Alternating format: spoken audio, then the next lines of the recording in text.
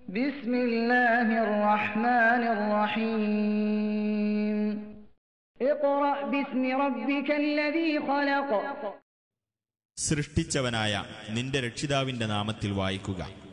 خلق الإنسان من علق മനുഷ്യനെ അവൻ ഭ്രൂണത്തിൽ നിന്ന് സൃഷ്ടിച്ചിരിക്കുന്നു. اقرأ وربك الأكرم നീ വായിക്കുക, നിന്റെ രക്ഷിതാവ് ഏറ്റവും വലിയ ഔദാര്യവാനാകുന്നു. الذي علم بالقلم പേന കൊണ്ട് പഠിപ്പിച്ചവൻ. علم الإنسان ما لم يعلم മനുഷ്യന് അറിയാത്തത് അവൻ. السلام عليكم ورحمة الله. بسم الله الرحمن الرحيم. الحمد لله رب العالمين والعاقبة للمتقين فلا عدوان إلا على الظالمين وصلى الله وسلم على خير خلقه ورسله محمد وآله وصحبه أجمعين ومن تبعهم بإحسان إلى يوم الدين. أعوذ بالله من الشيطان الرجيم. بسم الله الرحمن الرحيم. أفغير دين الله يبغون وله أسلم من في السماوات والأرض طوعا وكرها وإليه يرجعون.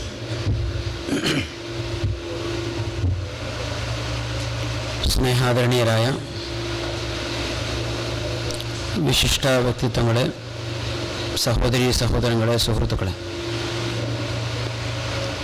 ജഗന്നിയന്താവായ പടച്ചതമ്പുരാൻ്റെ എല്ലാ അനുഗ്രഹാശിസ്സുകളും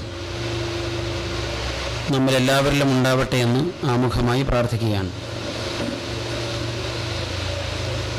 വിശുദ്ധ ഖുർആനിൻ്റെ പഠനവും പ്രയോഗവും ജീവിതത്തിൻ്റെ ഭാഗമാക്കി മാറ്റിക്കൊണ്ടിരിക്കുന്ന പതിനായിരക്കണക്കിന് ലക്ഷക്കണക്കിന് ആളുകൾക്കിടയിൽ നാം നമ്മുടെ തിരക്കേറിയ ജീവിതത്തിനിടയിൽ ലഭിക്കുന്ന എളിയ സന്ദർഭങ്ങളെയും സമയങ്ങളെയും ഉപയോഗപ്പെടുത്തി ഈ പഠന പ്രക്രിയയിൽ ഭാഗവാക്കാവുകയാണ്. എന്തുകൊണ്ടും അത് അനുഗ്രഹീതവുമാണ്. വിശുദ്ധ ഖുർആൻ 1400 വർഷങ്ങൾക്കപ്പുറത്താണ് അതിൻ്റെ അവതരണമെന്ന് നമുക്കറിയാം. ആ കാലഘട്ടത്തിൻ്റെ ശാസ്ത്ര സാങ്കേതിക വിദ്യയുടെ സാഹചര്യങ്ങളിൽ നിന്നുകൊണ്ട് ഒരു മനുഷ്യനും പറയുവാനോ ചിന്തിക്കുവാനോ പോലും സാധ്യമല്ലാത്ത അത്യത്ഭുതകരമായിരിക്കുന്ന ദൈവത്തിൻ്റെ അടയാളങ്ങളിലേക്ക് വെളിച്ചം വീശിയ ലോകത്തിലെ ഏക വേദഗ്രന്ഥം, അല്ലെങ്കിൽ മുഴുവൻ വേദഗ്രന്ഥങ്ങളുടെയും സമ്പൂർണമായ പൂർത്തീകരണം എന്ന് പറയാവുന്ന ഗ്രന്ഥം, അതാണ് വിശുദ്ധ ഖുർആൻ. നമ്മുടെ കയ്യിൽ ലഭിക്കുന്ന മനുഷ്യർ എഴുതുന്ന ഏതു ഗ്രന്ഥങ്ങളിലും സാധാരണയായി ആ ഗ്രന്ഥകർത്താക്കൾ കൊടുക്കുന്നൊരാമുഖമുണ്ട്. അതിലെല്ലാവരും പറയാറുണ്ട്, ഈ പുസ്തകം പരമാവധി കുറ്റമറ്റ വിധത്തിൽ നിങ്ങൾക്ക് സമർപ്പിക്കാൻ ഞാൻ ശ്രമിച്ചിട്ടുണ്ട്. എന്നാലും വായനക്കാർക്ക് അബദ്ധങ്ങളും പോരായ്മകളും കണ്ടെത്താൻ സാധിച്ചേക്കും. അത് ചൂണ്ടിക്കാണിച്ചാൽ അടുത്ത പതിപ്പിൽ തിരുത്താവുന്നതാണ് എന്നൊക്കെയുള്ള പരാമർശങ്ങൾ കാണാം. എന്നാൽ വിശുദ്ധ ഖുർആൻ അതിൻ്റെ പ്രഥമ അധ്യാപനങ്ങളിൽ തന്നെ എടുത്തു പറഞ്ഞ ഒരു കാര്യം, ഈ ലോകത്തുള്ള മുഴുവൻ മനുഷ്യരും എത്രയൊക്കെ കഷ്ടപ്പെട്ട് കഠിനാധ്വാനം ചെയ്ത് ഈ ഗ്രന്ഥത്തിലൊരു പാകപ്പിഴവ് കണ്ടെത്തുവാൻ ശ്രമിച്ചാൽ അതിന് സാധ്യമല്ല എന്ന് പറഞ്ഞുകൊണ്ടാണ്. ദാലിക്കൽ കിതാബ് ലാ റൈബ ഫീ, ഒരു സംശയവുമില്ലാത്ത ഗ്രന്ഥം, എല്ലാ സംശയങ്ങളുടെയും നിവാരണത്തിന് നമ്മെ സഹായിക്കുന്ന ഗ്രന്ഥം എന്നാണ് വിശുദ്ധ ഖുർആൻ അതിനെ പരിചയപ്പെടുത്തിയത്. ഞാൻ സൂചിപ്പിച്ചത് ഖുർആനിൻ്റെ ഒന്നാമത്തെ അധ്യാപനം മുതൽ മനുഷ്യബുദ്ധിയോടും അവൻ്റെ ചിന്താശേഷിയോടുമാണ് ഖുർആൻ സംവദിച്ചിട്ടുള്ളത്. മനുഷ്യൻ്റെ കൈകാലുകളും അവൻ്റെ ശരീരഘടനയും മറ്റനേകം ജീവജാലങ്ങളെ അപേക്ഷിച്ച് ഏറെ ദുർബലമാണ്, പല കാര്യങ്ങളിലും നിസ്സഹായമാണ്.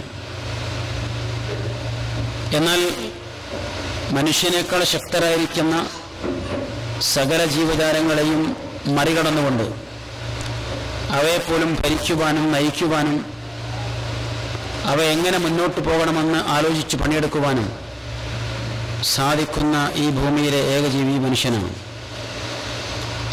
അതിന് സാധിക്കുന്നത് അവൻ്റെ ശരീരഘടനക്കപ്പുറത്ത് എല്ലാത്തിനേക്കാളും മികച്ചു നിൽക്കുന്ന ശക്തമായ മനുഷ്യന് മാത്രം ലഭിച്ചിരിക്കുന്നൊരു അനുഗ്രഹം, അതാണ് ബുദ്ധി. അത് മനുഷ്യന് മാത്രമേ ഉള്ളൂ. പ്രായോഗികമായി കാര്യങ്ങൾ ആലോചിച്ചെടുക്കാൻ, അതിലൂടെ കാര്യങ്ങൾ ബോധ്യപ്പെട്ട് ഭാവിയെ മുമ്പിൽ കണ്ടുകൊണ്ട് മുന്നോട്ട് പോകാൻ സാധിക്കുന്ന വിവേചന ബുദ്ധിയുള്ള ഏകജീവി. മനുഷ്യൻ്റെ തുടക്കം കുരങ്ങിൽ നിന്നാണ് എന്ന് പറയാൻ ശ്രമിച്ചവർ നമുക്കിടയിലുണ്ട്. പക്ഷെ അത് അവർക്ക് പോലും 100% സ്വീകാര്യമായിരുന്നുവോ എന്ന് നമുക്ക് വിലയിരുത്താവുന്നതാണ്. കുരങ്ങ് വർഗത്തിലെ ചിമ്പാൻസി വർഗത്തിൽ നിന്ന് ചില കുരങ്ങുകൾ എഴുന്നേറ്റ് നിന്നപ്പോൾ സംഭവിച്ചിരിക്കുന്ന രൂപമാറ്റമാണ് മനുഷ്യൻ്റെ സൃഷ്ടിപ്പ് എന്ന് പറയാനാണ് ശ്രമിച്ചതിൻ്റെ ചുരുക്കം. പക്ഷെ നമുക്കറിയാം, അങ്ങനെ ഒരു ശ്രമം ഉണ്ടാകുമെങ്കിൽ അതൊരിക്കലുണ്ടായി അവസാനിക്കുകയില്ല. ഇന്നും ലോകത്തൊരുപാട് കുരങ്ങുകളുണ്ട്, ചിമ്പാൻസി വർഗമുണ്ട്. അവർക്കിന്നും എഴുന്നേറ്റ് നിൽക്കാം. മനുഷ്യരുടെ ആ ശരീരപ്രകൃതിയിലേക്ക് പരിണമിച്ചു തിരിച്ചു വരാൻ സാധിച്ചേക്കണമല്ലോ. പക്ഷെ ഇങ്ങനെ ഒരു സംഗതി ലോകത്തിന് മുമ്പിൽ സമർപ്പിച്ച കാലം മുതൽ ഇന്ന് വരെ അങ്ങനെ ഒരത്ഭുതവും ലോകത്ത് നടന്നിട്ടില്ല എന്ന വസ്തുതയാണ്. എന്നാൽ അങ്ങനെയല്ല, മനുഷ്യനൊരു പുതിയ സൃഷ്ടിയാണ്. മനുഷ്യന് മാത്രമായി സാധ്യമാകുന്ന അവൻ്റെ പ്രത്യേകതകളെ, ശ്രേഷ്ഠതകളെ, മഹത്വങ്ങളെ ബോധ്യപ്പെടുത്തിക്കൊണ്ടാണ് വിശുദ്ധ ഖുർആന്റെ പ്രഥമ അധ്യാപനങ്ങൾ കടന്നു വന്നത്. ആദ്യമായി അവതരിച്ചിരിക്കുന്ന 5 വചനങ്ങളിൽ അവസാനത്തെ 3 വചനങ്ങൾ ഇങ്ങനെയുള്ള ചിന്താഗതികൾക്കുള്ള തിരിച്ചടിയാണ് എന്ന് നമുക്ക് മനസ്സിലാവും. ഇഖ്റഉ വറബ്ബുക്കൽ അക്റം അല്ലദീ അല്ലമ ബിൽ ഖലം അല്ലമൽ ഇൻസാന മാ ലം യഅലം. മനുഷ്യന് ദൈവം നൽകിയിരിക്കുന്ന ആദരവും അംഗീകാരവുമായി എടുത്തു പറഞ്ഞത് അവന് അവൻ്റെ കൈവിരലുകളിൽ ഒരു പേന ഉപയോഗപ്പെടുത്തിക്കൊണ്ട് ഒരക്ഷരം മുതൽ കോടിക്കണക്കിന് അക്ഷരങ്ങളിലേക്ക് വിജ്ഞാനത്തിൻ്റെ വിഹായസിലേക്ക് അവന് ഉയർന്നു പൊങ്ങാൻ സാധിക്കുമെന്നാണ്. മനുഷ്യന് മാത്രമല്ല കൈകളിൽ വിരലുകളുള്ളത്. ഈ പറയപ്പെട്ട കുരങ്ങുകൾക്കും ഈ 2 കൈകളുണ്ട്, അവയിൽ 5 വിരലുകളുണ്ട്. മറ്റനേകം ജീവികൾ അങ്ങനെയുണ്ട്. എന്നിട്ട് ഏതെങ്കിലും ഒരു കുരങ്ങ് തൻ്റെ ജീവിതത്തിനിടയിൽ, ഇക്കാലത്തിനിടയിൽ എന്തെങ്കിലും ഒരിക്കൽ തൻ്റെ കൈ വിരലുകൾക്കിടയിൽ ഒരു കൊള്ളിക്കഷ്ടമെടുത്ത് ഒരക്ഷരമെങ്കിലും എഴുതിയ ഒരു സംഭവം ചരിത്രത്തിലോ വർത്തമാനത്തിലോ ഇല്ല. അതുകൊണ്ട് തന്നെ ഭാവിയിൽ പ്രതീക്ഷിക്കുന്നുമില്ല. എന്നാൽ മനുഷ്യൻ തൻ്റെ കൈവിരലുകൾക്കുള്ളിൽ ഒരു കൊള്ളിക്കഷ്ടമെടുത്ത് അവൻ എഴുത്താരംഭിച്ചതാണ്. അത് കോടിക്കണക്കിന് അക്ഷരങ്ങളിലേക്ക്, വിശാലമായ വിജ്ഞാനത്തിൻ്റെ പ്രപഞ്ചത്തിലേക്ക് മനുഷ്യനെ കൊണ്ടുപോയിരിക്കുകയാണ്. ഞാൻ സൂചിപ്പിച്ചത്, വിശുദ്ധ ഖുർആന്റെ ഓരോ അധ്യാപനങ്ങൾ വരുമ്പോഴും ഭാവിയിൽ നൂറ്റാണ്ടുകൾക്ക് പിറകെ മനുഷ്യർക്കിടയിൽ കടന്നു വരുന്ന ചിന്താഗതികളെ കാണാതെ പോയിട്ടില്ല. അവയെ കണ്ടുകൊണ്ട്, മനസ്സിലാക്കിക്കൊണ്ട്, അങ്ങനെയുള്ള ആശങ്കകൾക്ക്, സംശയങ്ങൾക്കുള്ള പ്രതികരണം കൂടി ചേർത്ത് വെച്ചുകൊണ്ടാണ് വിശുദ്ധ ഖുർആന്റെ പ്രഥമ അധ്യാപനങ്ങൾ വരെ നമ്മുടെ മുമ്പിൽ കടന്നു വന്നിട്ടുള്ളത്. മൈക്രോസ്കോപ്പി എന്നത് ഈ അടുത്ത കാലത്തെ മനുഷ്യന്റെ അല്ലെങ്കിൽ ശാസ്ത്രത്തിന്റെ സംഭാവനയാണ്.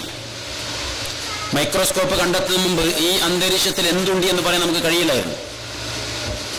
ഇവിടെ ഇങ്ങനെ നോക്കുമ്പോൾ നമ്മളൊന്നും കാണുന്നുമില്ല. പക്ഷേ ഒരു മൈക്രോസ്കോപ്പിന്റെ സഹായത്തോടു കൂടി നമുക്ക് ബാക്ടീരിയകളെ, വൈറസുകളെ, മറ്റനേകം സൂക്ഷ്മജീവികളെ കാണാൻ സാധിക്കും.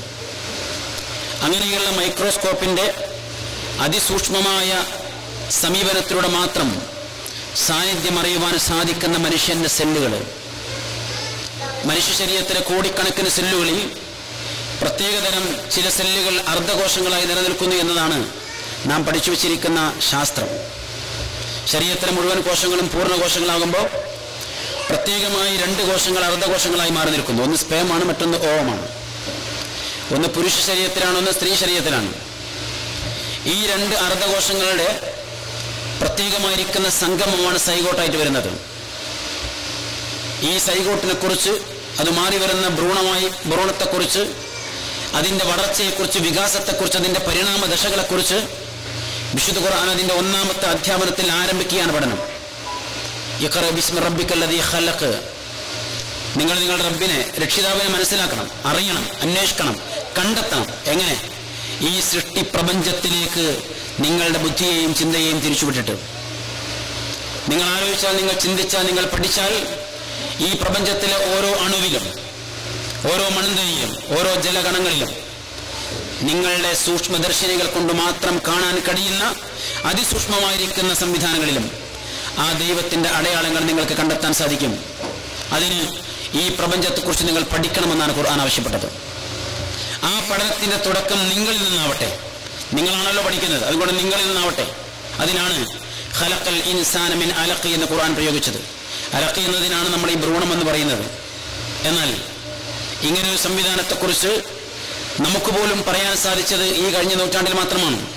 കാരണം മൈക്രോസ്കോപ്പിന്റെ സഹായമില്ലാതെ ഒരിക്കലും അറിയുവാനോ, കാണുവാനോ, മനസ്സിലാക്കുവാനോ, സാന്നിധ്യം അറിയുവാനോ സാധ്യമല്ലാത്ത അതിസൂക്ഷ്മമായ ഒരു ഘട്ടത്തെക്കുറിച്ച് ശാസ്ത്രം എവിടെയും എത്തിയിട്ടില്ലാത്ത കാലത്ത് മുഹമ്മദി എന്ന നിരക്ഷരനായിരിക്കുന്ന ഒരു മനുഷ്യനെ സ്വയം സൃഷ്ടിച്ചെടുത്ത് വിഭാവനം ചെയ്ത് പറഞ്ഞു പഠിപ്പിക്കുവാൻ സാധ്യമല്ലെന്നുറപ്പ്.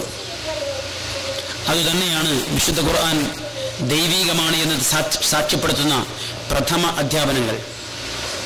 അവിടെ നിന്ന് ഈ ശരീരഘടനയുടെ അല്ലെങ്കിൽ മനുഷ്യ സൃഷ്ടിപ്പിന്റെ വിവിധ ഘട്ടങ്ങളിലേക്ക് ഖുർആൻ കടന്നുപോയി. ഈ അലഖ് എന്ന സംവിധാനത്തിൽ വരുന്ന മാറ്റങ്ങൾ, അതിന് വരുന്ന പരിണാമങ്ങൾ, അങ്ങനെയെല്ലാം നമുക്കറിയാം. ഇതിങ്ങനെ ഒരു 2 അർദ്ധകോശങ്ങൾ ഒരു ഏകകോശമായി മാറുമ്പോൾ അത് അവിടെ തന്നെ നിന്നുകൊണ്ടിങ്ങനെ സ്വയം വലുതായി വികസിക്കുകയല്ലെന്നും അത് വിഘടിക്കുകയാണ് എന്നും, അത് 2, 4, 8, 16, 32, 64 അങ്ങനെ വിഘടിച്ച് 8-9 മാസം കഴിയുമ്പോഴേക്ക് ഏകദേശം 2000 കോടി സെല്ലുകളായി, കോശങ്ങളായി മാറുന്നു എന്നതാണ് നമ്മുടെ പഠനം. പക്ഷെ ആ പഠനത്തിലും ഒരുപാട് സംഗതികളുണ്ട്. ഒരു മനുഷ്യക്കുഞ്ഞ് അത് ഗർഭപാത്രത്തിൽ വളരുമ്പോൾ അതിന് പ്രത്യേകമായിരിക്കുന്ന സംരക്ഷണം ആവശ്യമുണ്ട്. ഒരു സഹോദരി, ഒരു പെൺകുട്ടിയുടെ അടിവയറിന്റെ ഭിത്തിയും അതുപോലെ തന്നെ ഗർഭപാത്രത്തിന്റെ ഭിത്തിയും അതുപോലെ തന്നെ പ്ലാസന്റയുടെ സഹായവും ഒക്കെ അതിന് ലഭിച്ചുകൊണ്ടിരിക്കുന്നുണ്ട്. കൃത്യമായി പറഞ്ഞാൽ വെളിച്ചത്തിന്റെ ഒരു അംശം പോലും കയറി ചെല്ലാൻ കഴിയാത്ത അത്യധികം കൂരിരുട്ടിലാണ് ഒരു മനുഷ്യക്കുഞ്ഞിന്റെ വളർച്ച അവിടെ ആരംഭിക്കുന്നതെന്നാണ് വിശുദ്ധ ഖുർആൻ അതിലേക്ക് വെളിച്ചം വീശിയിട്ടുണ്ട്. ഫീ ദുലുമാത്തിൻ സലാസ്, 3 ഇരുട്ടുകളെ കുറിച്ച് ഖുർആൻ സംസാരിക്കുന്നു. മനുഷ്യന്റെ വയറ് കീറി നോക്കിയിട്ടില്ലാത്ത, മനുഷ്യ ശരീരത്തെക്കുറിച്ച് ഒരു പഠനവും നടന്നിട്ടില്ലാത്ത ആ കാലത്താണ് വിശുദ്ധ ഖുർആൻ ഈ സന്ദേശം നമ്മുടെ മുമ്പിൽ വെക്കുന്നത്. എന്നിട്ട് അവിടെ നമ്മൾ ജീവിക്കുമ്പോൾ ആവശ്യമായ വെള്ളവും വായുവും ഭക്ഷണവുമെല്ലാം മാതാവിന്റെ ശരീരത്തിൽ നിന്ന് പ്ലാസന്റയുടെ സപ്പോർട്ടിൽ പൊക്കിൽ കൊടിയിലൂടെ ലഭിച്ചുകൊണ്ടിരിക്കുകയാണ്. ഈ കുഞ്ഞ് പുറത്തു വരുമ്പോൾ ആ പൊക്കിൽ കൊടി ബന്ധം വിച്ഛേദിക്കുമെങ്കിലും അതിന്റെ ഒരു അടയാളം അവിടെ ബാക്കി വെക്കുന്നുണ്ട്. എന്തിനാണത്? നമുക്ക് നമ്മളെക്കുറിച്ച് ആലോചിക്കാൻ, നമ്മൾ കടന്നു വന്നിരിക്കുന്ന വഴികളിലെ അടയാളങ്ങളെ തിരിച്ചറിയാൻ.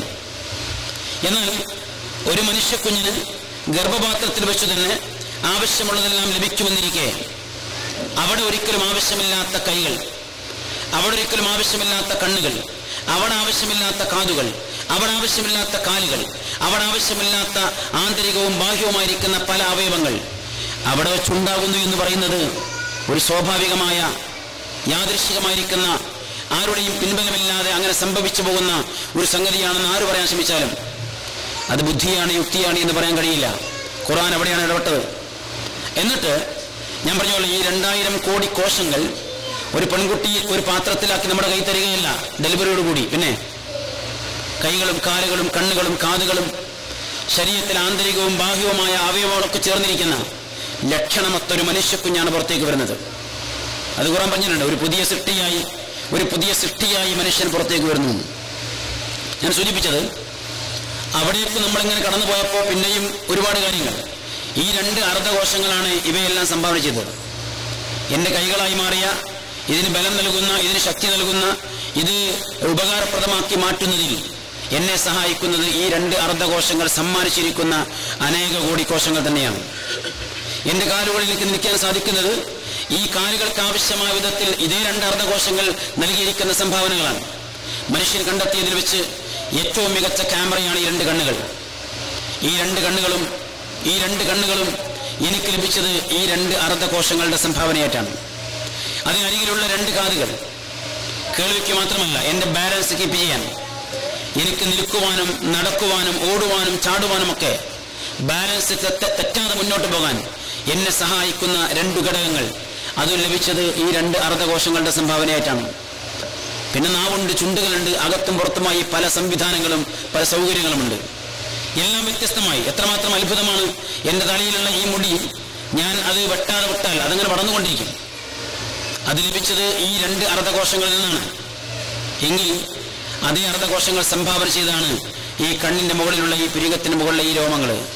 അതിന് വളരാൻ കഴിയുന്നില്ല, വളർന്നുകൂടാ, അത്രേ പാടുള്ളൂ. ഞാൻ സൂചിപ്പിച്ചത് എങ്കിൽ ഇങ്ങനെയൊക്കെ ഇന്ന രൂപത്തിലാവണം, ഇന്ന ഭാഗത്തേക്ക് എത്തണം, ഇന്ന കോശങ്ങൾ ഇന്ന വർക്ക് ചെയ്യണം, ഇന്ന ഡ്യൂട്ടി ചെയ്യണം.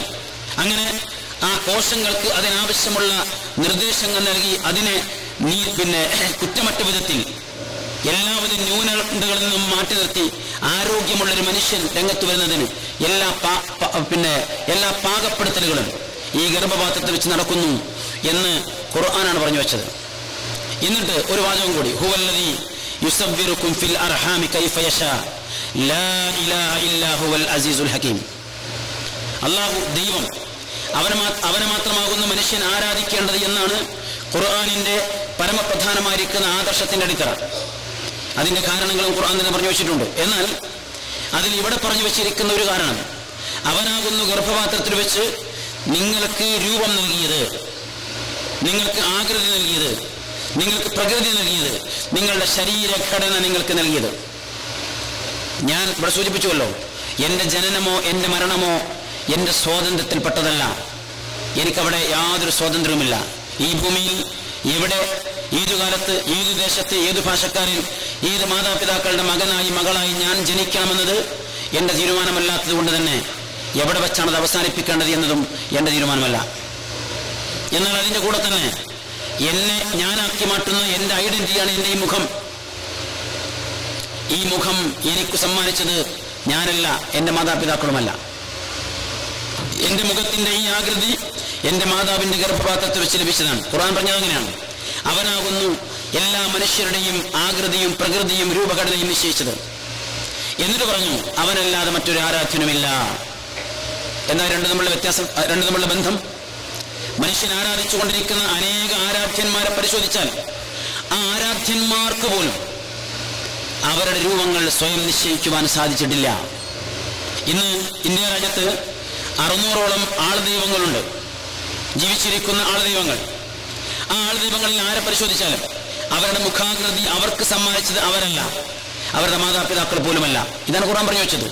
സ്വന്തം ശരീരത്തിന്റെ രൂപഘടന പോലും നിർവഹിക്കുവാൻ സാധ്യമല്ലാത്തവർക്ക് നിർവഹിച്ചുകൊണ്ടിരിക്കുന്ന ആരാധനകൾ നിങ്ങളുടെ രൂപഘടന നിർവഹിച്ചിരിക്കുന്നവർക്ക് നൽകണം എന്നാണ് ഖുർആൻ പറഞ്ഞു വെച്ചത്. അതാണ് അതിന്റെ ആദർശത്തിന്റെ അടിത്തറയിൽ. എന്നിട്ട് മനുഷ്യനെ തിരിച്ചറിയുന്ന, മാറ്റി നിർത്തുന്ന, വേർതിരിക്കുന്ന ഒരുപാട് ഘടകങ്ങളിലേക്ക് ഖുർആൻ അവരെ കൊണ്ടുപോയി. അതിലൊരു ഭാഗമായിരുന്നു പാരത്രിക ലോകത്തിന്റെ ആ ഘട്ടങ്ങളെക്കുറിച്ച് പറയുന്നിടത്തൊരു വാചകം, ബല ഖാദിരീന അല അൻ നുസവ്വിയ ബനാന.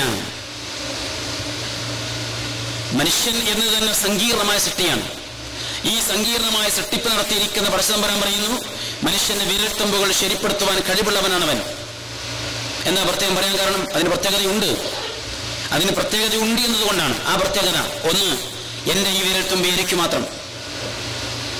ലോകത്ത് 700-ലധികം കോടി മനുഷ്യരുണ്ടല്ലോ. ആ മനുഷ്യരിൽ ഒരാൾക്ക് പോലും എൻ്റെ ഈ വിരൽത്തുമ്പിന് സാദൃശ്യമായ വിരൽത്തുമ്പില്ല. അതാണ് എൻ്റെ യഥാർത്ഥത്തിലുള്ള സിഗ്നേച്ചർ. എൻ്റെ സിഗ്നേച്ചർ എന്നിൽ തന്നെ നൽകിക്കൊണ്ട് എന്നെ വിട്ടു. ഞാൻ വ്യത്യസ്തനായി എൻ്റെ ഐഡന്റിറ്റി കാത്തു സൂക്ഷിക്കുന്നു.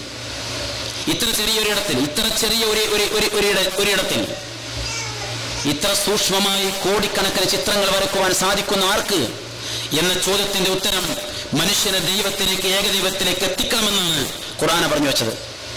കൂടെ തന്നെ ഒരു കാര്യം കൂടി, നാളെ പാരത്രിക ലോകത്ത് മനുഷ്യന് അവൻ ചെയ്തു വെച്ചിരിക്കുന്ന കർമ്മങ്ങൾ ദുഷ്കർമ്മങ്ങളാണെങ്കിൽ, ദോഷഫലങ്ങൾ ഉളവാക്കുന്നവയാണെങ്കിൽ മനുഷ്യന്റെ ശരീരം പോലും അവനെതിരെ സാക്ഷി പറയുമെന്ന് ഖുർആൻ പറയുന്നുണ്ട്. കൈകൾ സാക്ഷി പറയും, കണ്ണുകൾ സാക്ഷി പറയും, കാതുകൾ സാക്ഷി പറയും, തൊലികൾ സാക്ഷി പറയും എന്നൊക്കെ ഖുർആൻ പറഞ്ഞിട്ടുണ്ട്. അത് നമുക്ക് മനസ്സിലാക്കിയെടുക്കുവാനുള്ള അടയാളവും കൂടിയാണ് ഈ വിരൽത്തുമ്പ്. എന്താ?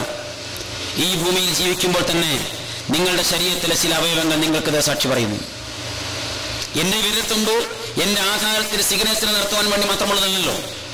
ഞാൻ എവിടെയെങ്കിലും ഒരു അപകടം ചെയ്താൽ, ഒരു അബദ്ധം ചെയ്താൽ, ഒരു കൊലപാതകമോ ഒരു കളവോ ചെയ്താൽ എനിക്കെതിരെ സാക്ഷി പറയുവാൻ എന്റെ വിരൽത്തുമ്പ് അവിടെ ഉണ്ടാകും എന്നാണ് പറഞ്ഞു വെച്ചത്. അതാണ് നമ്മുടെ നാട്ടിലെ കുറ്റാന്വേഷണ വിഭാഗത്തിന് സഹായകമായിരിക്കുന്ന വലിയ ഒരു ഘടകം. അപ്പോ ഈ ഭൂമിയിൽ തന്നെ നിങ്ങളുടെ ശരീരത്തിലെ പല ഭാഗങ്ങളും നിങ്ങൾക്കെതിരെ സാക്ഷി പറയുന്ന സംവിധാനം ഉണ്ടാക്കി വെച്ചവനാണ് അവൻ. എങ്കിൽ പാരത്രിക ലോകത്ത് നിങ്ങളുടെ ദുനിയാവിലെ കർമ്മങ്ങൾക്കുള്ള സാക്ഷികളായി, നിങ്ങൾക്കെതിരുള്ള സാക്ഷികളായി നിങ്ങളുടെ ശരീരത്തിലെ ഓരോ ഘടകങ്ങളും മാറി വരുമെന്ന് വിശുദ്ധ ഖുർആൻ പറയുമ്പോൾ നിഷേധിക്കുവാൻ നിർവാഹമൊന്നുമില്ല. അങ്ങനെ ഖുർആൻ ഓരോന്നും പറഞ്ഞു വെച്ചത്. ഞാൻ സൂചിപ്പിച്ചത് എല്ലാത്തിനും. അതുപോലെ തന്നെ മനുഷ്യന്റെ വിയർപ്പ് കണങ്ങൾ, വിയർപ്പിന്റെ ഗന്ധം എന്നത് അത് വ്യത്യസ്തമാണല്ലോ. 700 കോടി മനുഷ്യന്മാർക്ക് 700 കോടി ഗന്ധങ്ങൾ. ഒരു പെർഫ്യൂം ഷോപ്പ് കയറിയാൽ നമുക്ക് എത്ര ഐറ്റം കിട്ടും? എത്ര ഐറ്റം സുഗന്ധങ്ങളാവട്ടെ, എത്ര ഐറ്റം കിട്ടും? ഒരു 50 ഐറ്റം കിട്ടുമോ? സംശയമാണ്. അതാണ് മനുഷ്യന്റെ പരിമിതി. എന്നാൽ ആ മനുഷ്യന്റെ ശരീരത്തെ നോക്കിയിട്ട് ആലോചിക്കാൻ ഖുർആൻ പറയുകയാണ്. ആ പറയുന്നിടത്ത് നമുക്ക് ബോധ്യപ്പെടും ഈ മനുഷ്യനടക്കം കോടിക്കണക്കിന് മനുഷ്യന്മാർക്ക് അവരുടെ ഗന്ധങ്ങൾ വ്യത്യസ്തമാക്കി ലഭിച്ചിരിക്കുന്നു എന്നത്. അതും അവന്റെ തിരിച്ചറിവിന് ഉപകരിക്കും, അതോടൊപ്പം അവരെ സാക്ഷി പറയുവാൻ അവരെ പ്രയാസപ്പെടുത്തുകയും ചെയ്യും. രണ്ടും ഒരുമിച്ചാണ്. എങ്കിൽ മനുഷ്യന് പാരത്രിക ലോകം എന്നത് വളരെ വ്യക്തമായി കിട്ടും. ഖുർആൻ നിങ്ങൾ ഏതെങ്കിലും ഒരു കാര്യം വെറുതെ അംഗീകരിക്കണം, വെറുതെ വിശ്വസിക്കണമെന്ന് പറയുന്നില്ല. കൃത്യമായ കാരണങ്ങളും കാര്യങ്ങളും ബോധ്യപ്പെടുത്തി മാത്രമാണ് സംസാരിച്ചത്. കൈഫ തക്ഫുറൂന ബില്ലാഹി വകുൻതും അംവാതൻ ഫഅഹയാകും സുമ്മ യുമീതുകും സുമ്മ യുഹ്യികും സുമ്മ ഇലൈഹി തുർജഊൻ. നിങ്ങൾ എങ്ങനെയാണ് ദൈവനിഷേധികളാവുക?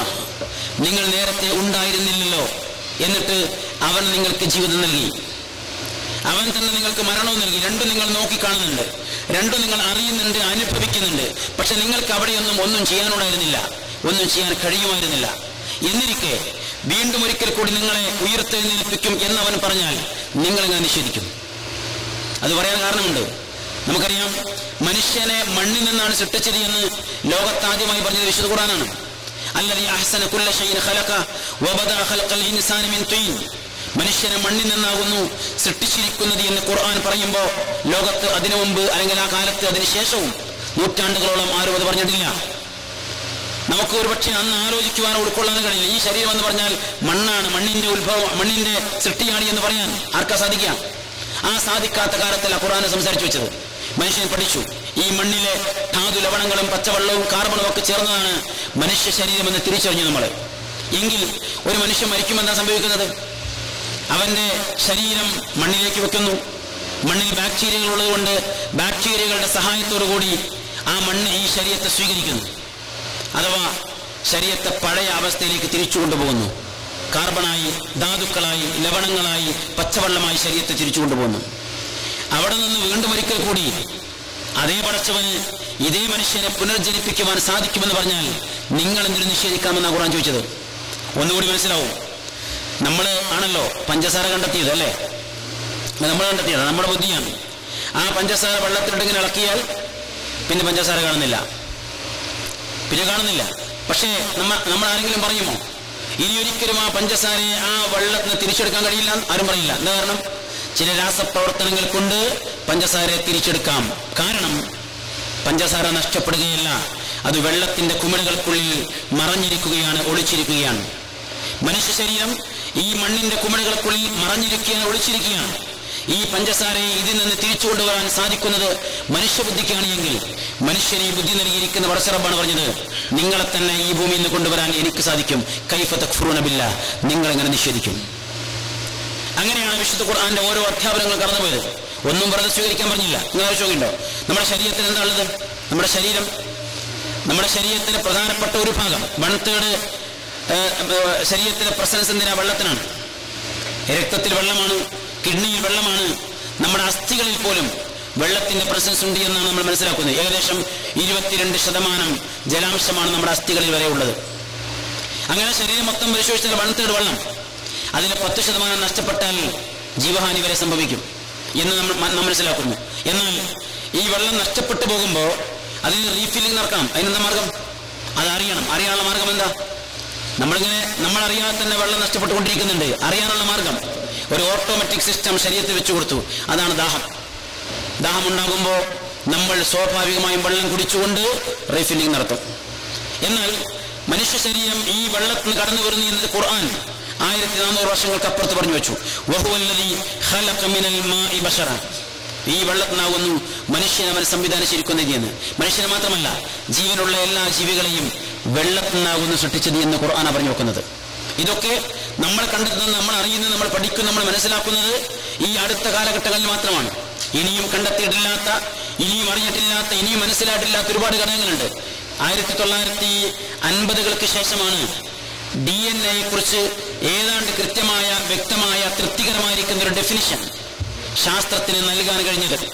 അവിടെയും ശാസ്ത്രം ഇനിയും നോക്കി നിൽക്കുന്നു. അവിടുത്തെ ചില അത്ഭുതങ്ങൾ. എന്താ അത്ഭുതങ്ങൾ? ഒരു മനുഷ്യന്റെ പാരമ്പര്യത്തെയും പൈതൃകത്തെയും കുറിക്കുവാൻ സഹായിക്കുന്ന അതിസൂക്ഷ്മമായിരിക്കുന്ന കണങ്ങളായി, തന്മാത്രകളായി നാം അതിനെ കാണുകയാണ്. പക്ഷേ നമ്മിൽ മാത്രമല്ല DNA-കളുള്ളത്, മൃഗങ്ങളിലുണ്ട്, പക്ഷികളിലുണ്ട്, ജൈവകോശങ്ങളിലെല്ലാം DNA-കളുണ്ട്. ആ DNA-കളെല്ലാം അടങ്ങിയിരിക്കുന്ന ഘടകങ്ങൾ ഒന്നാണ്. മനുഷ്യന്റെ DNA ആണെങ്കിലും, മൃഗത്തിന്റെ DNA ആണെങ്കിലും, പക്ഷിയുടെ DNA ആണെങ്കിലും, മറ്റു ജൈവകോശങ്ങൾ ഏതിന്റെ DNA ആണെങ്കിലും എല്ലാത്തിലും അടങ്ങി നിൽക്കുന്ന ഘടകങ്ങൾ ഒന്നാണ്. എന്നിട്ട് അതിൽ നിന്ന് മനുഷ്യനെ മനുഷ്യനാക്കി മാറ്റി നിർത്തിയ, മൃഗത്തെ മൃഗമാക്കി മാറ്റി നിർത്തിയ, അതിൽ തന്നെ ഓരോരുത്തരെയും അവരവരുടെ കുലവും പാരമ്പര്യവും പൈതൃകവും അറിയിച്ചു കൊടുക്കുന്ന അതിസൂക്ഷ്മമായിരിക്കുന്ന ആ ഘടകത്തെക്കുറിച്ചുള്ള അന്വേഷണത്തിൽ ഇനിയും ശാസ്ത്രം മുന്നോട്ട് നീങ്ങിക്കൊണ്ടിരിക്കുകയാണ്. ഞാൻ പറഞ്ഞു വെച്ചത്, മനുഷ്യന്റെ മുമ്പിൽ വിശുദ്ധ ഖുർആൻ എടുത്തു വച്ചിരിക്കുന്ന കാര്യങ്ങൾ നിങ്ങളെക്കുറിച്ച് പഠിച്ചു തുടങ്ങുക, നിങ്ങളെക്കുറിച്ച് നിങ്ങൾ പഠിച്ചു തുടങ്ങുക, നിങ്ങൾ എത്തിച്ചേരുക പടച്ചതമ്പുരാന്റെ മുമ്പിലായിരിക്കുന്നതാണ്. അതിനാണ് ഖുർആൻ ആ ഭാഗം ഉപയോഗിച്ചത്. അതുപോലെ തന്നെ മനുഷ്യർക്ക് ലഭിച്ചിരിക്കുന്ന ഓരോ അനുഗ്രഹങ്ങളെക്കുറിച്ചും പഠിക്കുക. അവിടെയും നിങ്ങൾക്ക് അവിടേക്ക് തന്നെ എത്താൻ കഴിയുക. അപ്പൊ മനുഷ്യൻ അനുഭവിച്ചുകൊണ്ടിരിക്കുന്ന അനുഗ്രഹങ്ങൾ, ജനിച്ചു വരുന്നൊരു കുഞ്ഞിന് അവന്റെ ആരോഗ്യത്തെ, അവന്റെ ജീവിതത്തെ പരിപോഷിപ്പിക്കുന്നതിൽ സഹായിക്കുന്നതിൽ വലിയ പങ്ക് വഹിക്കുന്ന ഘടകം അവന്റെ അമ്മയുടെ അമ്മിഞ്ഞ പാല് തന്നെയാണ്. സ്ത്രീ ശരീരത്തിലെ ഏകദേശം, എന്റെ അറിവ് ശരിയാണെങ്കിൽ 17ഓളം സംവിധാനങ്ങളുടെ പ്രവർത്തന ഫലമായിട്ടാണ് ഒരു പെൺകുട്ടി തന്റെ കുഞ്ഞിന് മുലപ്പാൽ നൽകുവാൻ ശ്രമിക്കുന്നത്. അത് എപ്പോഴാ മുലപ്പാൽ ഉണ്ടാകുന്നത്? ഈ കുഞ്ഞ് ഭൂമിയിലേക്ക് വരാൻ ഒരുങ്ങുമ്പോ, അല്ലെങ്കിൽ അതിനു മുമ്പേ ഉണ്ട്, പക്ഷെ അപ്പോഴേ കിട്ടൂ. അതിനുള്ള സംവിധാനം, പ്ലാസന്റെ ചില സഹായങ്ങൾ അവിടെ ചെയ്യുന്നുണ്ട്.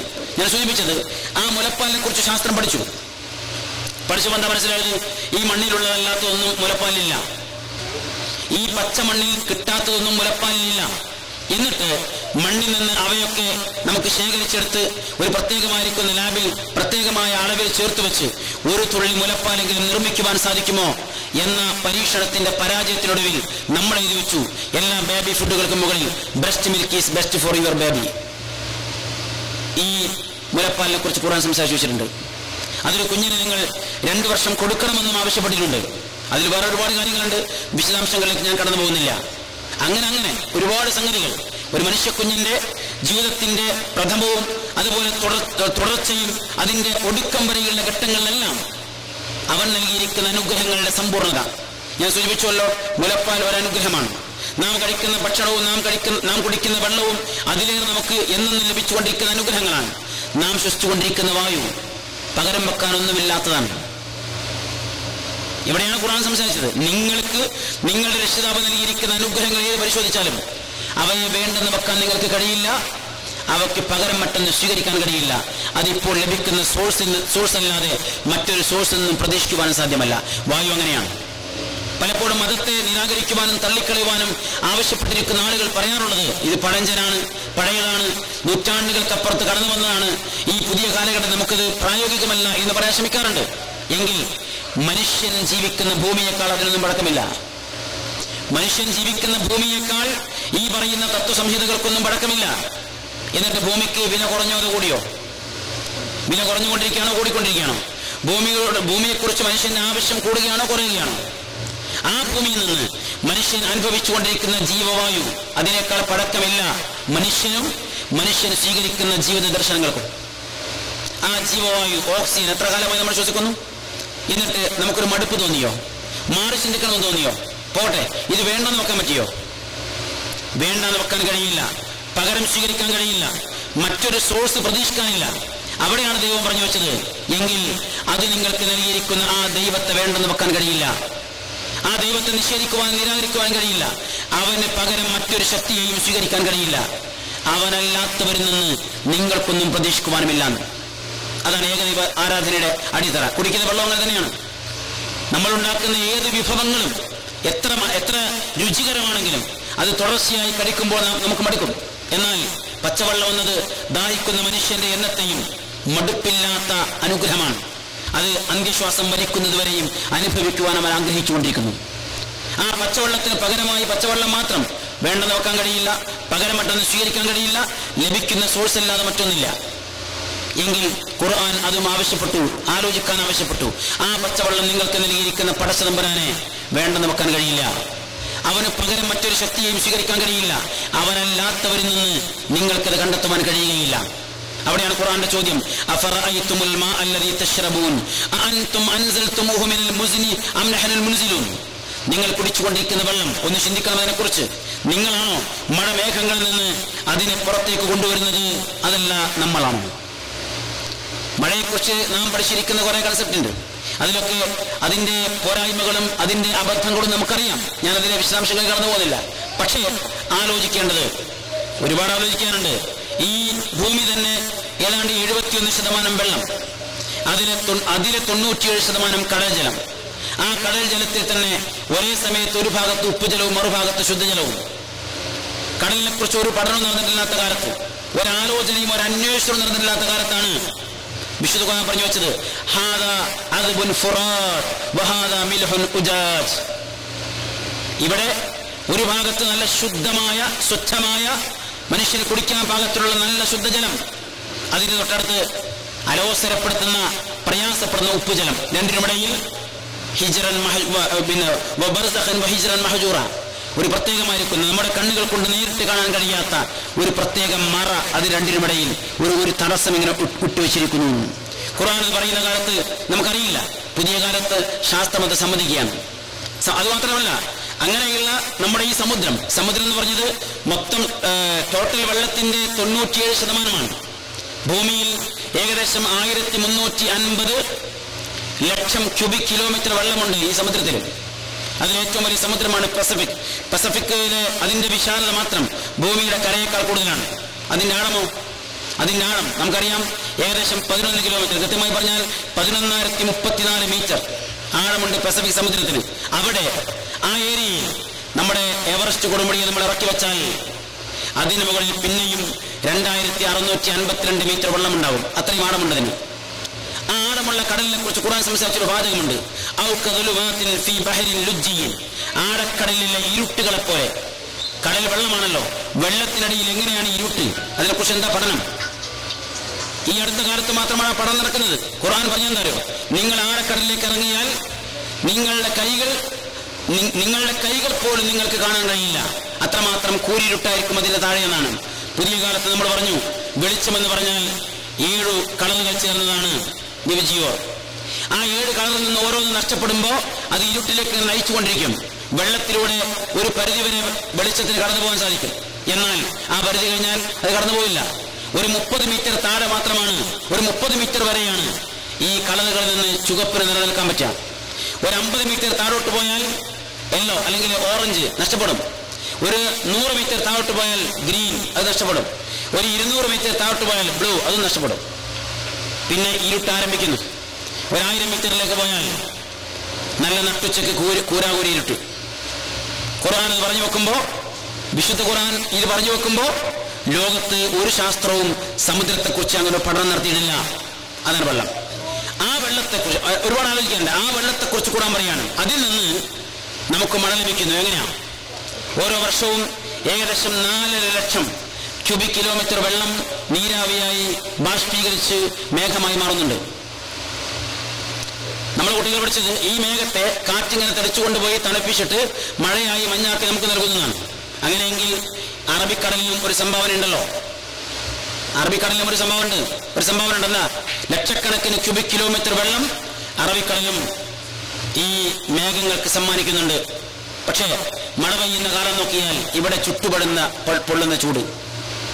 ഈ അറബ് നാട്ടിൽ 50ഉം 60ഉം ഡിഗ്രിയിലാണ് ചൂട് കത്തിക്കാളുന്നത്. ജൂൺ, ജൂലൈ, ഓഗസ്റ്റ് മാസങ്ങൾ ഏറ്റവും കടുത്ത കാലം. ഇതേ സമയത്ത് മലയാളക്കരയിൽ സുഭിക്ഷമായി സമൃദ്ധമായി പെയ്യുന്ന മഴ. ഇതാണ് ഖുർആന്റെ ചോദ്യം. അഫറഅയ്തുമുൽ മാഅ അല്ലദീ തശ്റബൂൻ അഅൻതും അൻസൽതുമൂഹു മിനൽ മുസ്നി അം നഹ്നുൽ മുൻസിലൂൻ. ഈ മഴമേഘങ്ങളെ കുറിച്ച് നിങ്ങൾ ആലോചിച്ചു പോകും. നിങ്ങളാണോ അതിനെ താഴോട്ട് കൊണ്ടുവരുന്ന? അതല്ല, നമ്മളാണോ? ദൈവമാണോ? എന്തുകൊണ്ട്? ഭൂമിയുടെ ഏത് പ്രദേശത്ത്, ഏത് മേഖലകളിൽ, ഏതു കാലത്ത് എത്ര അളവിൽ വെള്ളം വേണം വേണ്ട തീരുമാനിക്കേണ്ടതാരാ? ഈ ഭൂമിയെ സൃഷ്ടിച്ചവൻ തന്നെയാണ്. നമുക്കറിയാം, കേരളക്കരയിൽ ഒരു 6 മാസമെങ്കിലും നമുക്ക് മഴ ലഭിക്കണം. എങ്കിലേ മനുഷ്യരടക്കമുള്ള ജീവികൾക്ക് അവിടെ മുന്നോട്ട് പോകാൻ കഴിയുള്ളൂ. അറബ് നാടല്ലോ, ഒരു 6 ദിവസം കണ്ടിന്യൂ ആയി മഴ പെയ്താൽ ഈ നാടങ്ങ് നശിക്കും. 6 ദിവസം പെയ്താൽ. അപ്പോ ഇവിടെ വളരെ കുറഞ്ഞ വർഷത്തിൽ ഒരു 2ഓ 3ഓ മഴയിൽ അവസാനിക്കണം. അവിടെ ഒരു വർഷത്തിന്റെ പകുതിയോളം മഴ ലഭിക്കണം. അവിടെ വളരേണ്ട ചെടികളുണ്ട്, അവിടെ വളരേണ്ട ജീവികളുണ്ട്, അവിടെ വളരേണ്ട സംവിധാനങ്ങളുണ്ട്. ഇവിടെ വളരേണ്ടത് വേറെയാണ്. അതിനനുസരിച്ച് ഭൂമിയെ ഇങ്ങനെ മാറ്റിക്കൊണ്ടുവരികയാണ് ഞാൻ സൂചിപ്പിച്ചത്. അപ്പോ ഒരു വെള്ളം എന്നത് നമ്മുടെ അനുഗ്രഹമാണ്. ആ അനുഗ്രഹത്തെക്കുറിച്ചുള്ള ആലോചനകളിൽ പോലും ഒട്ടനേകം തലങ്ങളിലേക്ക് കടന്നു പോകാൻ കഴിയുമെന്ന് ഖുർആൻ പറഞ്ഞു വെച്ചത്. എങ്കിൽ മനുഷ്യബുദ്ധിയുടെ മുമ്പിൽ ആ ബുദ്ധിയെ തൃപ്തിപ്പെടുത്തി, അതിനെ പ്രീതിപ്പെടുത്തി, അതിനെ അംഗീകരിച്ച്, അതിനെ ഉൾക്കൊണ്ട്, അതിനെ വളർത്തി വികസിപ്പിച്ച് ആ ബുദ്ധിയുടെ മുമ്പിലാണ് വിശുദ്ധ ഖുർആൻ ഒരു ജീവിത ദർശനം സമർപ്പിച്ചത്. നമുക്കറിയാം, ബഹുദൈവാരാധനയിലേക്ക് മനുഷ്യന് കടന്നുപോയിരിക്കുന്ന സാഹചര്യങ്ങൾ പരിശോധിച്ചാൽ അതിൽ പ്രധാനപ്പെട്ട ഒരു ഭാഗം ഏതാ? ഭയമാണ്. ഭയം. നമ്മുടെ നാട്ടിൽ എല്ലാ ക്ഷേത്രങ്ങളുടെയും അരികിൽ സർപ്പക്കാവുകളുണ്ടാവും.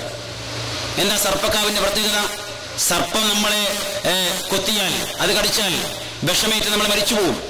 ആ ഭയപ്പാടിൽ നിന്ന് ഭയപ്പെടുത്തുന്ന ആ ജീവിയെ തൃപ്തിപ്പെടുത്താൻ അതിന് ചില പൂജകളും പ്രാർത്ഥനകളും നിർവഹിച്ചാൽ അത് നമ്മെ ഉപദ്രവിക്കാതെ മാറി നിന്നുകൊള്ളും എന്ന ധാരണയിൽ നിന്നാണ് സർപ്പങ്ങളെ പൂജിക്കുവാൻ ആരംഭിച്ചത്.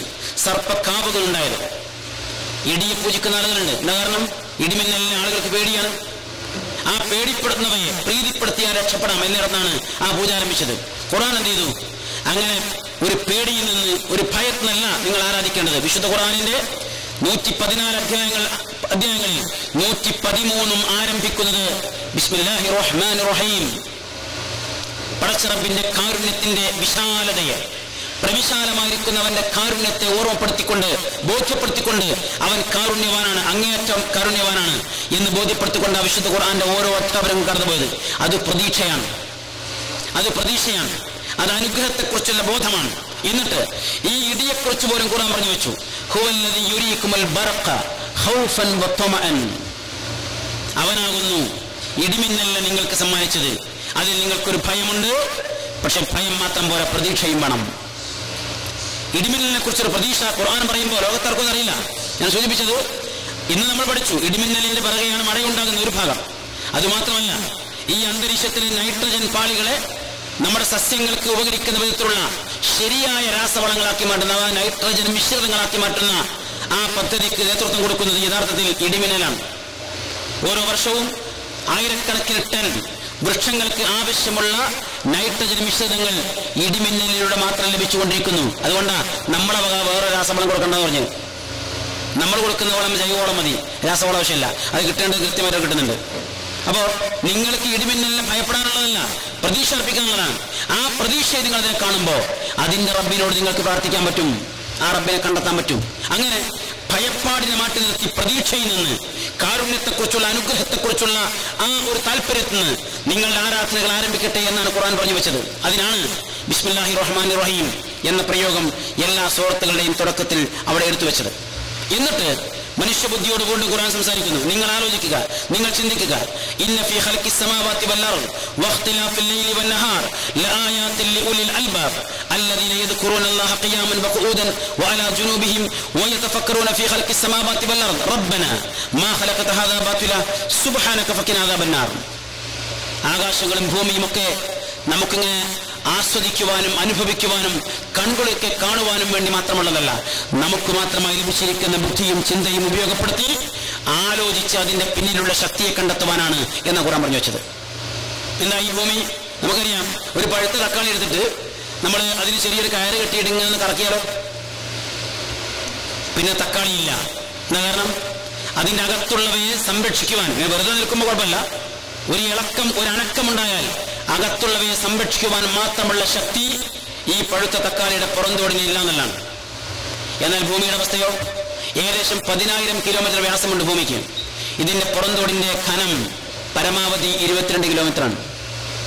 ഒരു തക്കാളിക്ക് അതിന്റെ പുറന്തോട് നൽകുന്ന സംരക്ഷണം പോലും ഭൂമിക്ക് അതിന്റെ പുറന്തോട് നൽകില്ല എന്നാണ് പറഞ്ഞത്. എന്നാൽ ഭൂമിയോ അതിനകത്തൊരു തക്കാളിക്കകത്തുള്ളൊന്നല്ലോ. ഏതു സമയത്തും പുറത്തേക്ക് ഒഴുകാൻ കാത്തു നിൽക്കുന്ന തിളച്ചു മറിയുന്ന ലാവകളടക്കം ഒരുപാട് സംഗതികൾ അകത്തുണ്ട്.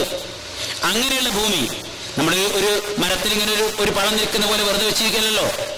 ഭൂമി കറങ്ങുന്നു. ഒരു മണിക്കൂറിൽ 1670 കിലോമീറ്റർ വേഗതയിൽ സ്വയം ഇങ്ങനെ കറങ്ങുന്നു. അതേസമയം 10,800 കിലോമീറ്റർ വേഗതയിൽ അത് സൂര്യനെ വലം വെക്കുന്നു. അപ്പോൾ ഇങ്ങനെ കറങ്ങിക്കൊണ്ടിരിക്കുക. ഈ കറങ്ങിക്കൊണ്ടിരിക്കുന്ന ഭൂമിക്ക് മുകളിൽ നിങ്ങളെങ്ങനെ സുരക്ഷിതരായി എന്ന് ഖുർആന്റെ ചോദ്യമുണ്ട്.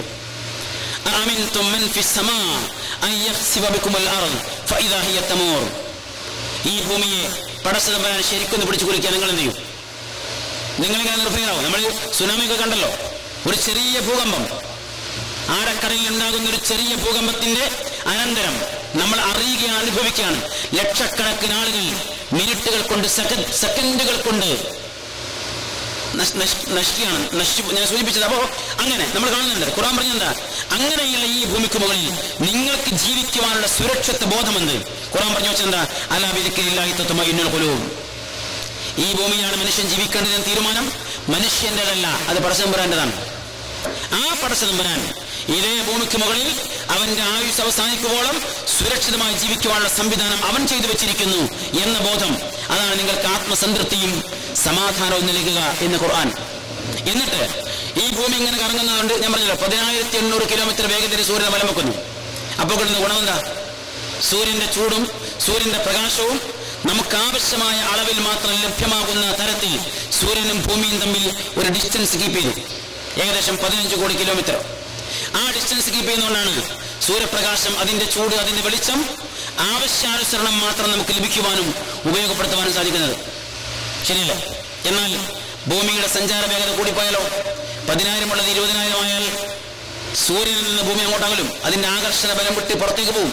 പുറത്തേക്ക് പോയാൽ സൂര്യന്റെ ചൂടില്ലാതെ പ്രകാശമില്ലാതെ ഭൂമി അത് തണുത്തുറഞ്ഞ് ഒരു ഐസ് ഗോളമായി മാറും. ഒരു ജീവിക്കും അവിടെ ജീവിക്കാൻ കഴിയില്ല. മറിച്ചും അങ്ങനെ തന്നെയാണ്. 10,800 കിലോമീറ്റർ വേഗതയിൽ സഞ്ചരിച്ചുകൊണ്ടിരിക്കുന്ന ഭൂമിയുടെ വേഗത കുറഞ്ഞാൽ 5,000 ആയാൽ അത് സൂര്യന്റെ ആകർഷണത്തിലേക്ക് അങ്ങോട്ടടുത്ത് സൂര്യന്റെ വെയിലും ചൂടുമേറ്റ് ഭൂമി കത്തിക്കരിഞ്ഞൊരു തീ ഗോളമായി മാറും. രണ്ടും സംഭവിക്കാതെ നമുക്ക് ജീവിക്കുവാൻ പരുവത്തിൽ, അങ്ങനെയാണ് ഖുർആൻ പറഞ്ഞത്, അല്ലദീ ജഅല ലക്കുമുൽ അർള ഫിറാശ. ഒരു നല്ല പരവതാനിയിൽ, ഒരു നല്ല വിരിപ്പിൽ, ഒരു നല്ല ബെഡിൽ നിങ്ങൾ എന്തുമാത്രം സുഖത്തിലാണ്, സുന്ദരമായിട്ടാണ് നിങ്ങൾ ജീവിക്കുന്നത്, നിങ്ങൾ കടന്നുറങ്ങുന്നത്. അതുപോലെ സുരക്ഷിതമായി ഒരു ആട്ടുതൊട്ടിലിൽ നിങ്ങൾക്ക് ജീവിക്കാൻ കഴിയുന്ന വിധം ഈ ഭൂമിയെ സംവിധാനിച്ചു നൽകിയതിൽ അവന്റെ പങ്ക് ചെറുതല്ല എന്നാണ് ഖുർആൻ പറഞ്ഞു വെച്ചത്. അപ്പോ അവിടെയും ആലോചിക്കാനാണ്. എന്നിട്ട് അങ്ങനെ ഭൂമിയുടെ ഈ സഞ്ചാര വേഗത കൊണ്ട് നമുക്ക് ചൂടും പ്രകാശവും ആവശ്യത്തിന് ലഭിക്കുന്ന വിധം ഇവ ഒരു ഡിസ്റ്റൻസ് കീപ്പ് ചെയ്ത് നിലനിൽക്കുന്നു. എന്നാൽ രാവും പകലും ഉണ്ടാവുന്നതോ? നമ്മളെ കുട്ടികൾ പഠിച്ചെന്താ? ഭൂമി ഇങ്ങനെ കറങ്ങി വരുമ്പോ സൂര്യന് അഭിമുഖമായി വരുന്ന ഭാഗത്ത് പകലുണ്ടാവും, മറുഭാഗത്ത് രാത്രി. ആ തിയറി 100% ശരിയാണോ എന്ന് പരിശോധിക്കണം. എന്തുകൊണ്ട്? ഇതേ കുട്ടികൾ പഠിക്കുന്നുണ്ട്, പ്രപഞ്ചത്തിൽ ഒരു സൂര്യനല്ല, 1 കോടി സൂര്യനല്ല, എണ്ണിയാലൊടുങ്ങാത്ത കോടാനുകോടി സൂര്യന്മാരെ കൊണ്ട് നിർഭരമാണ് ഈ പ്രപഞ്ചം. അതിൽ ഒരു സൂര്യന്റെ നേരെ ഭൂമി വരുമ്പോൾ അവിടെ പകലുണ്ടാകുമെന്ന് ശരി, മറുഭാഗത്ത് ഇങ്ങനെ രാത്രി ഉണ്ടാവും. ശാസ്ത്രം പിന്നെയും ആലോചിച്ചു, പിന്നെയും പഠിച്ചു, പിന്നെയും ചിന്തിച്ചു. അപ്പൊ കണ്ടെത്തി ഈ കോടിക്കണക്കിന് ഗോള സമാഹാരങ്ങളിൽ നിന്ന് സൂര്യനും അതിന്റെ കൂടെ 8 ഗ്രഹങ്ങളും ഒരു സൗരയൂഥം എന്ന ഒരു ടീം അല്പം അകലേക്ക് മാറി സഞ്ചരിച്ചു, മാറി താമസിച്ചു. ആ അകലം എത്രയാ? പ്രപഞ്ചത്തിന്റെ ഏത് കോണിൽ നിന്ന് എത്ര സൂര്യന്മാർ ഉദിച്ചുയർന്നാലും അതിന്റെ പ്രകാശം ഭൂമിയിലെത്തുമ്പോ ഒരു മിന്നാമിനുങ്ങിന്റെ നുറുങ്ങുവട്ടം മാത്രമേ ബാക്കി നിൽക്കുകയുള്ളൂ. ആ അവസ്ഥയിലേക്ക്, അതാ ആ അവസ്ഥയിലേക്ക് മാറി നിന്നു. അതുകൊണ്ടാണ് നമുക്ക് രാവും പകലും ലഭിക്കുന്നത്. ഇല്ലെങ്കിൽ പകല് മാത്രമേ ലഭിക്കുള്ളൂ. അപ്പോ നിങ്ങൾ ആലോചിക്കുക, ഖുർആൻ പറഞ്ഞു വെച്ചാൽ നിങ്ങൾ ഭൂമിയെക്കുറിച്ച്, സൂര്യനെക്കുറിച്ച്, നക്ഷത്രങ്ങളെക്കുറിച്ച്, അതുപോലെ രാവിനെക്കുറിച്ച്, പകലിനെക്കുറിച്ച് ചിന്തിക്കുക, ആലോചിക്കുക. നിങ്ങൾക്ക് പടച്ച റബ്ബിന്റെ, പടച്ച തമ്പുരാന്റെ അടയാളങ്ങൾ, ദൃഷ്ടാന്തങ്ങൾ നേരിൽ കാണുവാൻ കഴിയും. അപ്പോൾ നിങ്ങളുടെ മനസ്സും നിങ്ങളുടെ ശിരസ്സും അവിടെ നമിക്കും. റബ്ബന മാ ഖലഖത ഹാദാ ബാതില സുബ്ഹാനക ഫഖിനാ അദാബന്നാർ. ദൈവമേ, തമ്പുരാനെ, നീ ഇതൊന്നും വെറുതെ പഠിച്ചതല്ല. കത്തിച്ചൊലിക്കുന്ന നാളത്തെ ശിക്ഷാ സമ്പ്രദായങ്ങളിൽ നിന്ന് ഞങ്ങളെ രക്ഷപ്പെടുത്തണമെന്ന് പ്രാർത്ഥിക്കുന്ന പ്രാർത്ഥനയിലേക്ക്, അതാണ് അറിവുള്ളവന്റെ, ആലോചിക്കുന്നവന്റെ, ചിന്തിക്കുന്നവന്റെ പ്രാർത്ഥന പടച്ച റബ്ബിലേക്ക്. ചിന്തിക്കാത്തവർക്ക് ആരെങ്കിലും കാണിക്കുന്ന ഒരു അത്ഭുതങ്ങളുടെ പിന്നാലെ പോയി അവരോട് പ്രാർത്ഥിക്കാൻ കഴിയും. നമ്മുടെ നാട്ടിലുള്ള ആൾദൈവങ്ങളൊക്കെ പരിശോധിച്ചാൽ ഏത് ആൾദൈവങ്ങളും ഇപ്പോ പറയാലോ, സായിബാബയൊക്കെ നേരത്തെ നല്ലൊരു മജീഷ്യനായിരുന്നു. അദ്ദേഹം തിരുവനന്തപുരത്തൊക്കെ വന്ന് മുമ്പ് മാജിക് നടത്തിയിട്ടുണ്ട് എന്നത് ആ നാട്ടുകാർക്കറിയാം. ആ മാജിക്കിനെ ദിവ്യവൽക്കരിക്കുന്ന ഒരു സ്റ്റിക്കർ ഒട്ടിച്ചപ്പോ അദ്ദേഹം ദൈവമായി മാറി. അത് ദൈവമായി മാറി. പക്ഷെ ആ ദൈവത്തിന് സ്വന്തം ജീവിതത്തെ പോലും നിയന്ത്രിക്കുവാൻ സാധിച്ചിരുന്നില്ല എന്നത് പ്രത്യേകിച്ച് അവസാന കാലത്ത് മനസ്സിലായി. ലോകത്തെ 10,000-കണക്കിന് ലക്ഷക്കണക്കിന് ആളുകൾ ജീവിതത്തിന്റെ അഭിവൃദ്ധിക്ക് വേണ്ടി, ഐശ്വര്യത്തിന് വേണ്ടി ആ ഒരു ആൾദൈവത്തോട് പ്രാർത്ഥിച്ചിരുന്ന ആളുകൾ, അതേ ആളുകളാണ് അവസാനം ആ ദൈവത്തെ കാത്തു സൂക്ഷിക്കുവാൻ വേണ്ടി യഥാർത്ഥ ദൈവത്തോട് പ്രാർത്ഥിക്കുന്നത്. നമ്മളുണ്ടല്ലോ, സായിബാബ മരിക്കാനിരിക്കുമ്പോ ലക്ഷക്കണക്കിന് സായി ഭക്തന്മാർ ദൈവത്തോട് ആത്മാർത്ഥമായി പ്രാർത്ഥിക്കുന്നു, ഞങ്ങളുടെ ദൈവത്തെ രക്ഷിക്കണമേ. അങ്ങനെ പറയേണ്ട അവസ്ഥയിലേക്ക് എത്തിയത് ചില അത്ഭുതങ്ങളുടെ പിന്നാലെ മാത്രം നമ്മൾ പോയതുകൊണ്ടാണ്. മറിച്ച് യഥാർത്ഥ അത്ഭുതങ്ങൾ, യഥാർത്ഥ അടയാളങ്ങൾ, യഥാർത്ഥ ദൃഷ്ടാന്തങ്ങൾ നമ്മളാകുന്ന മനുഷ്യനും മനുഷ്യടങ്ങുന്ന ഈ പ്രപഞ്ചവും ഈ സംവിധാനങ്ങളുമാണെങ്കിൽ അതിന്റെ പിന്നിലുള്ള ദൈവത്തെ തിരിച്ചറിയുക. ഞാൻ അവസാനിപ്പിക്കുന്നു. 1-2 കാര്യങ്ങൾ കൂടി എനിക്ക് പറയാനുള്ളൂ. ആ ദൈവമാണ് മനുഷ്യന്റെ ശരീരഘടന സംവിധാനിച്ചത്. ഈ ശരീരഘടന അന്യൂനമാണ്, നിശ്ചലമാണ്, നൂതനമാണ്, യാതൊരു മാറ്റങ്ങളും വരുത്തേണ്ടതില്ല എന്ന് പുതിയ ടെക്നോളജിയും പുതിയ ശാസ്ത്രവും നമ്മോടിപ്പോഴും പറഞ്ഞുകൊണ്ടിരിക്കുന്നുണ്ട്. മനുഷ്യ ശരീരത്തിന് എന്തെങ്കിലും ഒരു മാറ്റം വേണം, പറയുന്നില്ല. നമ്മുടെ ഹൃദയം 72 തവണ തന്നെയാണ് മിനിറ്റിൽ മിടിക്കേണ്ടത്, അല്ലെ? അത് നമ്മുടെ അവസ്ഥക്കനുസരിച്ച് ആ മിടിപ്പിന്റെ ഗതിവിഗതികളിൽ മാറ്റണമെന്ന് വല്ല ആലോചനയുണ്ടോ? മാറണമെന്നുണ്ടോ? 72 ഇപ്പോ ഇത് നൂറ്റാണ്ട്, 21-ാം നൂറ്റാണ്ടിലാണ് നമ്മൾ ജീവിക്കുന്നത്. അങ്ങ് സഹസ്രാബ്ദങ്ങൾക്കപ്പുറത്ത് ജീവിച്ചിരുന്ന മനുഷ്യന്റെ ഹൃദയം മിനിറ്റിൽ 72 തവണ മിടിച്ചപ്പോ പുതിയ കാലത്ത്, ഈ ആധുനിക സാങ്കേതിക വിദ്യയുടെ കാലത്ത് ജീവിക്കുന്ന മനുഷ്യന്റെ ഹൃദയം ഒരു 720 തവണയെങ്കിലും മിടിക്കണ്ടേ? പക്ഷേ അങ്ങനെ ആലോചിക്കാൻ പോലും നമുക്ക് തോന്നിയില്ല. മനുഷ്യന്റെ ശരീരം അങ്ങനെയാണ്. എന്നാൽ ഈ ശരീരഘടന എങ്ങനെയാണ് നടന്നു പോകുന്നത്? നമ്മളാണോ? നമ്മൾ വല്ലതും ചെയ്യുന്നുണ്ടോ? എന്റെ ഹൃദയം മിടിക്കാൻ ഞാൻ വല്ലതും ചെയ്യുന്നുണ്ടോ? ഞാൻ ഈ ഭൂമിയിൽ വരുന്ന മുമ്പേ മിടിച്ചു തുടങ്ങിയിരിക്കുന്ന ഇത്, എനിക്ക് എന്റെ അറിവ് ശരിയാണെങ്കിൽ ഗർഭപാത്രത്തിലിരിക്കുന്ന ഒരു കുഞ്ഞിന്റെ ഏതാണ്ട് ഒരു 20 ദിവസമോ 20 ആഴ്ചയോ കഴിയുമ്പോഴേക്ക് ഹൃദയമിടിപ്പ് ആരംഭിക്കും. അന്ന് ആരംഭിച്ചത് മരിക്കുവോളം, ചിലപ്പോൾ ഒരു നൂറ്റാണ്ടിലേറെ തുടർന്നുകൊണ്ടിരിക്കുന്ന ഒരു മഹാ അത്ഭുതം. ആ അത്ഭുതം അതുപോലെ നിലനിൽക്കുന്നു. ആ നിയമം ആര് നൽകിയതാണെങ്കിലും ആ നിയമം കുറ്റമറ്റതാണ് എന്ന് നമ്മൾ സമ്മതിക്കുന്നുണ്ട്. എന്റെ ഹൃദയത്തിന്റെ പ്രവർത്തനങ്ങൾക്ക് ആവശ്യമായി ലഭിച്ചിരിക്കുന്ന നിയമങ്ങൾ കുറ്റമറ്റതാണ് എന്ന് നമ്മൾ സമ്മതിക്കുന്നു. എന്റെ കിഡ്നിയുടെ പ്രവർത്തനങ്ങൾ അതിങ്ങനെ തന്നെയാണ് വേണ്ടത് എന്ന് നാം സമ്മതിക്കുന്നു. കാരണം അതിൽ ലഭിച്ചിരിക്കുന്ന നിയമങ്ങൾ കുറ്റമറ്റതാണ്.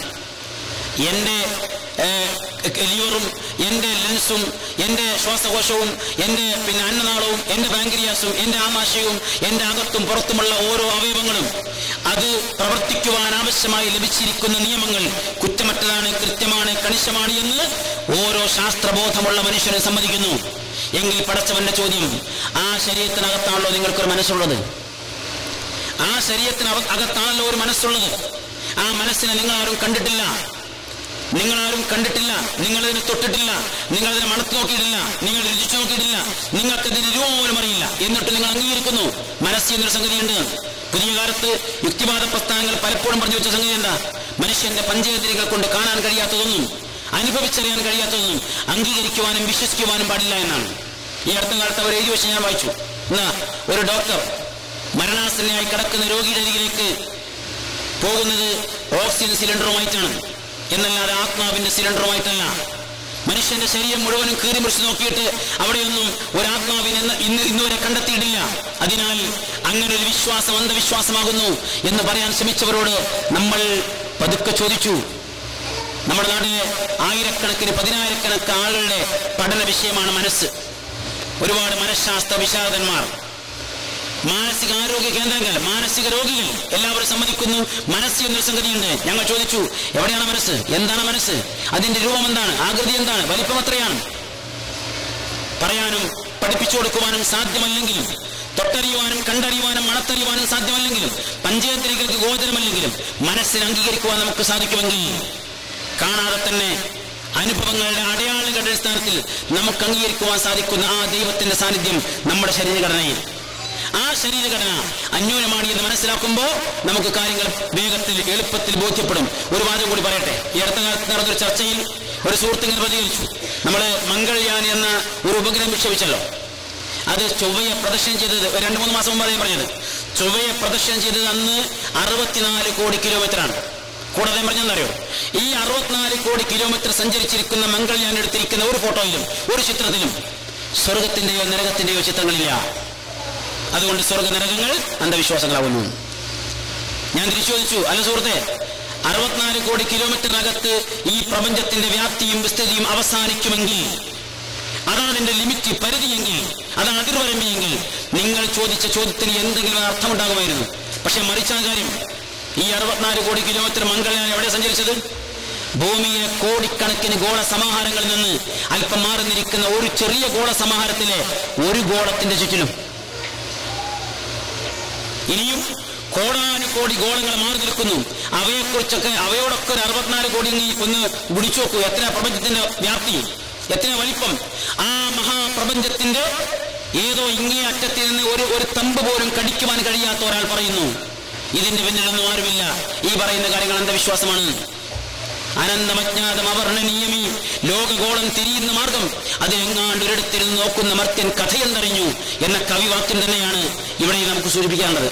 ഞാൻ പറഞ്ഞു വെച്ചത്, ഈ പ്രപഞ്ചത്തിലെ എല്ലാം, ഇപ്പൊ സൂര്യനും ചന്ദ്രനും ചലിക്കുന്ന, ഭൂമിയും അതുപോലെ ഇതര ഗോളങ്ങളും ചലിക്കുന്ന, അത് പ്രവർത്തിക്കുന്ന ഏത് മേഖല പരിശോധിച്ചപ്പോഴും ശാസ്ത്രത്തിന് അവിടെയൊന്നും ഒരു അബദ്ധം, ഒരു പോരായ്മ, ഒരു കുറവ്, ഒരു കുറ്റം കണ്ടെത്താൻ കഴിഞ്ഞില്ല.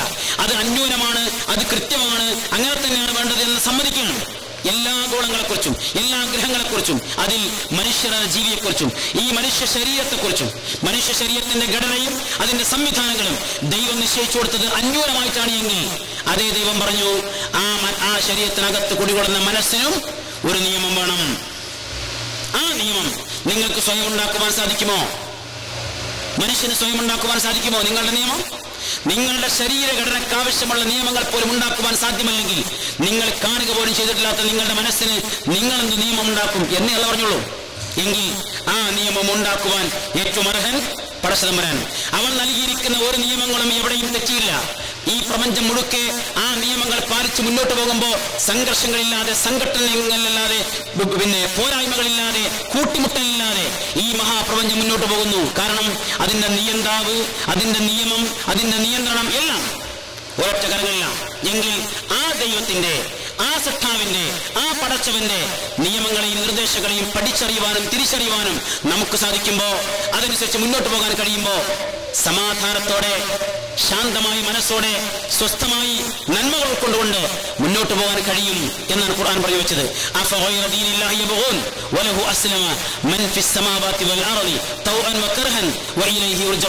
നിങ്ങൾ ദൈവീക ദർശനത്തെ മറികടന്ന് മറ്റു വല്ല മാർഗവുമാണ് ആഗ്രഹിക്കുന്നത് എങ്കിൽ അറിയുക, ഈ പ്രപഞ്ചം മുഴുക്കെ ആ ദൈവീക ദർശനത്തിന് വിധേയമായിക്കൊണ്ടാണ് നിലകൊള്ളുന്നത്.